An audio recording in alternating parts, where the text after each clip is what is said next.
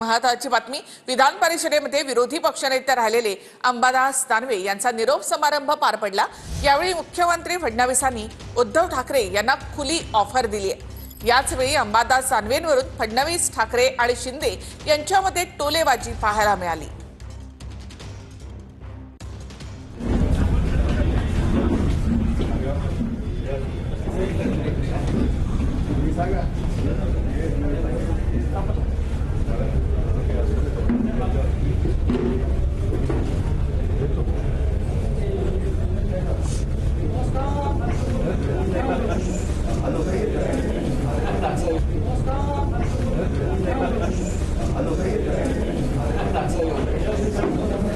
उद्योजी 29 पर्यंत तर काही स्कोप नाही। आम्हाला तिकडे याचा स्कोप उरला नाही। 29 तुम्हाला इकडे याचा स्कोप आता विचार करता येईल, म्हणजे त्याचा विचार आपण वेगळ्या पद्धतीने करू, पण आम्हाला तिकडे याचा स्कोप हा काही या ठिकाणी उरलेला नाही।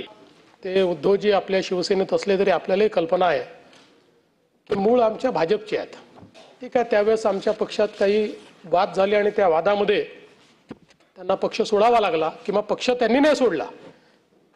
त्या वादामध्ये पक्षाने त्यांना सोडलं आणि मग तेव्हाचा आमचा मित्रपक्ष, ते आमचा मित्रपक्ष आहेच, फक्त थोडे काही बदल झाले आहेत।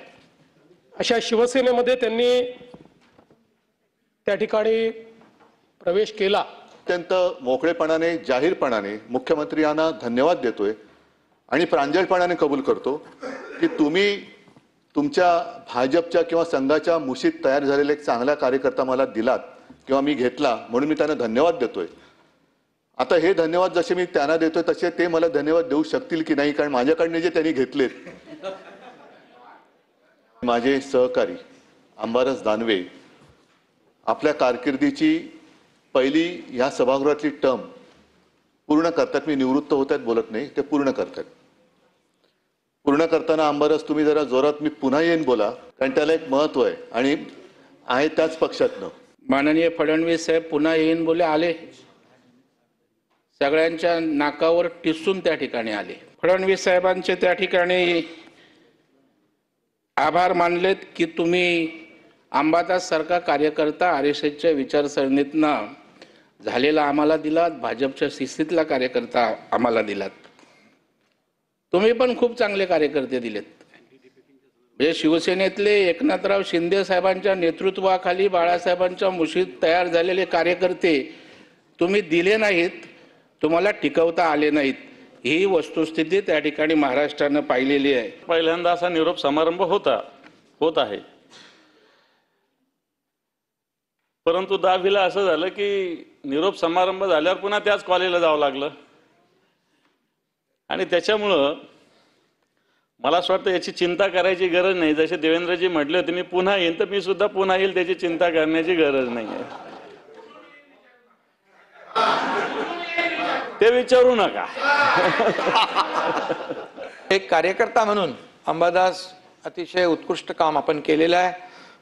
सोन्याचा चमचा घेऊन तुमचा जन्म झालेला नसला तरी सुद्धा गोरगरीब आणि सर्वसामान्यांच्या घरात जन्माला तुमचा जन्म झाला तरी सुद्धा तुमची भावना आहे की बाबा या महाराष्ट्रातल्या सर्वसामान्य लोकांच्या जीवनामध्ये बदल व्हावा, यासाठी सातत्याने सत्ताधारी पक्षात नसताना देखील विरोधी पक्षात असताना, विरोधी पक्षनेता असताना सरकारकडून जेवढं काही आपण प्रयत्न केलेले आहेत हे सगळ्यांना माहीत आहेत।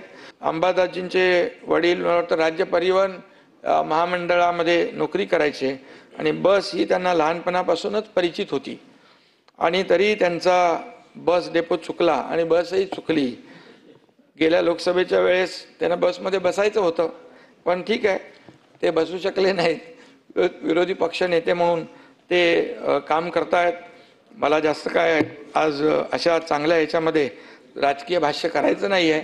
पद टिकवण्यासाठी म्हणजे आता जसा उल्लेख झाला की अंबादास तुम्ही सोन्याचा चमचा घेऊन जन्माला आला नाहीत, पण भरलेल्या ताटाची प्रतारणा पण केली नाहीत। ज्यांनी ताट वाढून दिले त्या पक्षाची प्रतारणा पण केली नाही, नाहीतर त्या ताटामध्ये जे आहे ते माझंच आहे, पण आणखीन मिळावं म्हणून आणखीन दुसऱ्या रेस्टॉरंटमध्ये जायचं असा अपराध तुम्ही केला नाही। त्याच्याबद्दल खास तुम्हाला सगळी जनता ही धन्यवाद देत असेल। मनसेच्या 120 पदाधिकाऱ्यांपैकी बहुसंख्य पदाधिकाऱ्यांचा उद्धव ठाकरेंसोबत युती करण्याच्या बाजूने कौल आहे। तर तुमच्या मनासारखं करू पण थोडं थांबा असा सबुरीचा सल्ला राज ठाकरे यांनी दिलाय. मनसेच्या 120 पदाधिकाऱ्यांपैकी बहुसंख्य पदाधिकाऱ्यांचा उद्धव ठाकरेंसोबत युती करण्याच्या बाजूने कौल आहे. उद्धव ठाकरेंसोबत जाऊया असा सूर इगतपुरीत झालेल्या मनसे नेत्यांच्या शिबिरात पाहायला मिळालाय. याच वेळी तुमच्या मनासारखं करू पण थोडं थांबा असा सबुरीचा सल्ला राज ठाकरेंनी दिलाय. तर काल राज ठाकरे आपल्या सोबत आहेत असं म्हणाल्याचं उद्धव ठाकरेंच्या मुलाखतीचा टीजर समोर आला होता. आणि हा संघर्ष मतलबी वाऱ्यांसाठी नाही, समाजाच्या हितासाठी आम्ही करत आलो. माझ्या आजोबांपासून त्यांच्यानंतर शिवसेना प्रमुख मी आहे, आदित्य आहे, आता सोबत राज आलेला आहे. त्यामुळे ठाकरे बंधू राजकीय दृष्ट्या एकत्र येण्याच्या चर्चांवर दोन्ही बाजूनं सावधगिरी बाळगताना पाहायला मिळत आहे. आता राऊतांनी निवडणुका होईपर्यंत विषयाला अल्पविराम द्या असं म्हटलंय. त्या संदर्भात देखील काही कार्यकर्त्यांकडून मागणी झाली असेल. हो, झालं ना. महत्वाचा कार्यकर्त्याचा प्रश्न तोच होता. पण शेवटी कसं असतं की त्या विषयावरती आपला अधिकार आहे, आपल्या साहेबांना काय विचारायला पाहिजे त्याप्रमाणे त्यांनी विचारलं. ते त्याच्यावरती साहेबांनी सांगितलं तो विषय माझ्या अखत्यारीतला आहे, मला थोडा वेळ द्या. का एक भाऊ एका भावाबरोबर नसावा का? जर एका मोठ्या भावानं लहान भावाविषयी मत व्यक्त केलं आहे की भाऊ माझ्या सोबत आहे, राज ठाकरे या क्षणी माझ्या सोबत आहे, त्याच्यामध्ये कोणाला अस्वस्थ व्हायचं कारण नाही. महानगरपालिका निवडणुका झाल्यावरती काय होत आहे त्याची तुम्ही वाट पाहायला पाहिजे. आत्ताच मी राज ठाकरे यांचं एक पोस्ट वाचली, ती वाचल्यावर सुद्धा तुम्हाला त्यातले अर्थ आणि संदर्भ कळायला पाहिजे. आमदार गोपीचंद पडळकर यांच्याकडून जितेंद्र आव्हाडांना शिवीगाळ करण्यात आली. दोन्ही नेत्यांचा विधान भवनाच्या गेटवर वाद झाला.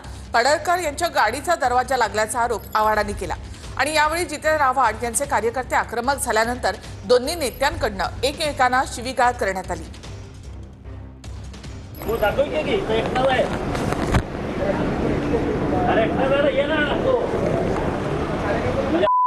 बघतो नाहीये एकटा जायला मी तुझ्यासारखी अशी कुत्री घेऊन फिरत नाही.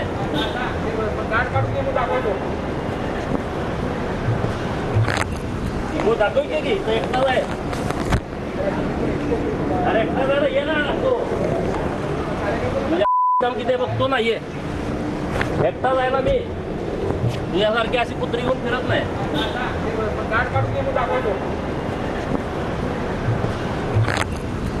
दाखवते की तो एकटा जाय. अरे एकटा जायला ये ना तो किती बघतो नाहीये एकटा जायला मी तुझ्यासारखी अशी कुत्री घेऊन फिरत नाही.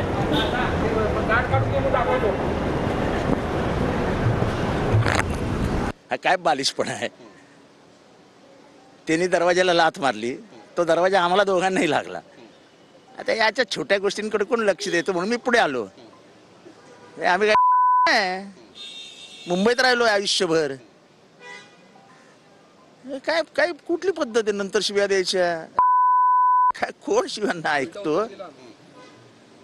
कोण शिव्यांना ऐकतं? कशाला दरवाजा आमच्या दोघांवर घालायचा? कशाला गाडी आमच्या अंगावर आणायची? व्हिडिओमध्ये सगळं दिसेल ना काय झालंय ते. आणि पहिल्या वेळेस पण जे झालं जाणून बुजून खोडी काढायची. एवढा राग तुम्हाला आलाय कशाला? तुम्हाला एवढं काय वाईट वाटलंय? मी मंगळसूत्र चोर ओरडलो. तुम्हाला काय वाईट वाटतंय? तुमची काय आयडेंटिटी आहे का मंगळसूत्र चोर म्हणून? तुम्हाला ओळख आहे का मंगळसूत्र? यांच्या जिवारी लागलं मंगळसूत्र चोरे वाक्य. मला काय माहिती, आता त्यांनी सांगावंय. त्यांची लोक मला शिव्या फोन करतात शिव्या घालायला. मी त्यांना साधा प्रश्न विचारतो, मी मंगळसूत्र चोर ओरडलो. कोणी ओळखीचं आहे का तुमच्या महाराष्ट्रात मंगळसूत्र चोर? पण मंगळसूत्र चोर का ओरडलो त्याची कारण विचारा ना. मग याबद्दल मला पूर्ण समाधान. विधानभवनाच्या पायऱ्यांवर विरोधकांनी लुंगी आणि बनियन घालून आंदोलन केलं. संजय गायकवाड, संजय शिरसाट, भरत गोगावले यांच्यावर विरोधकांनी निशाणा साधलाय.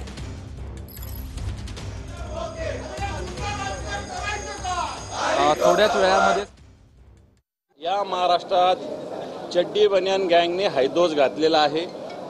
कोणी कॅन्टीनमध्ये जाऊन साध्या नोकराला मारहाण करतात, कोणी सिगरेट ओढत सुटकेसभर पैसे जगाला दाखवतात, कोणी चड्डी बनियांवर ओम फट म्हणतात.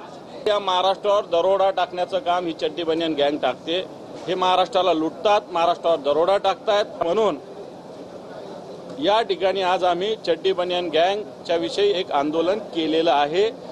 महाराष्ट्रातल्या एक आमदार आणि एक मंत्र्यांनी ज्या पद्धतीनं महाराष्ट्राची इमेज देश पातळीवर दुर्दैवानं बदनाम करण्याचा प्रयत्न केला त्याचा निषेध आम्ही केला आणि मुख्यमंत्री महोदयांनी त्याच्यावर कारवाई करावी. तिथं बॅग जर पैशाची दिसत असेल तर सो मोठो कॉग्निजन्स घेऊन त्याच्यावर कारवाई करायची आमची अपेक्षा आहे. परंतु पाठीशी घालतात याचा अर्थ या सगळ्या गोष्टीला सरकारचा पाठिंबा. महाराष्ट्राला एक संस्कृती आहे, स्वर्गीय यशवंतराव चव्हाण साहेबांच्या पासून या राज्याला एक वेगळी संस्कृती आहे. पूर्णपणे ही संस्कृती डागाळण्याचं काम या लोकांनी केलेलं आहे. मधले लोकप्रतिनिधी अशा पद्धतीने वागायला लागले की जे स्वतःच कायदा हातात घेतात, गरिबांना मारहाण करतात आणि एवढं करत असताना भ्रष्टाचार मोठ्या प्रमाणे करतात हे चित्र आपल्याला दिसलेलं आहे.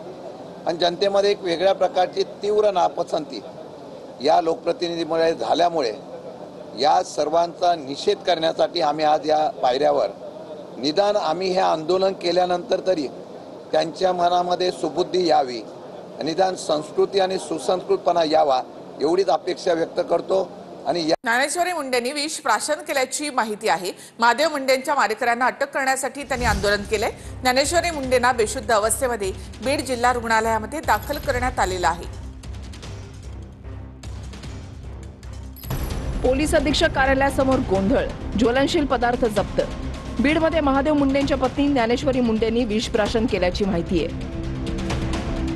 महादेव मुंडेंच्या हत्या प्रकरणाला 18 महिने उलटूनही न्याय मिळत नसल्यानं त्यांनी टोकाचं पाऊल उचललं. बीड एसपी कार्यालयासमोर ज्ञानेश्वरी मुंडे आई वडील आक्रमक झाले होते.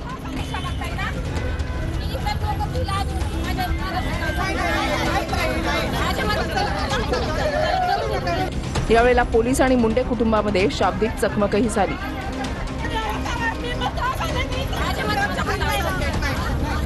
माझ्या सिंदूरला न्याय द्या असं म्हणत ज्ञानेश्वरी मुंडे भाऊक झाल्या. मोदी साहेब म्हणतात ना सिंदूर ऑपरेशन, मग माझ्या सिंदूरचं काय हे मला सांगा ना. माझ्या सिंदूरचं काय आहे मग मला मोदी साहेबांनी उत्तर दिलं पाहिजे. माझ्या सिंदूराचं काय करणार तुम्ही. बीड एसपी कार्यालयासमोर ज्ञानेश्वरी मुंडेंनी आत्मदहनाचा प्रयत्न केला.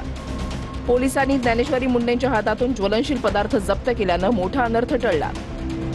मात्र त्यानंतर ज्ञानेश्वरी मुंडेंनी बीड एसपी कार्यालयाच्या आवारातच विष प्राशन केलं आणि बेशुद्ध अवस्थेमध्ये असताना त्यांना तत्काळ रुग्णालयामध्ये हलवण्यात आलं.